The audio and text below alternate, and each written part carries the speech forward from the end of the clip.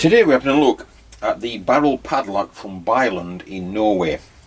It's find number C27454BBBB. As you can see, we have a barrel and a hoop and a key. They didn't find the key, so we've improvised one based on one from Mastermere. But anyway, and on this example we go through the side, press the spring and pull it out. Now as you can see, it's a single spring mechanism. Quite simple. Just goes in and locks. Easy to unlock through the hole. Press in, lift up.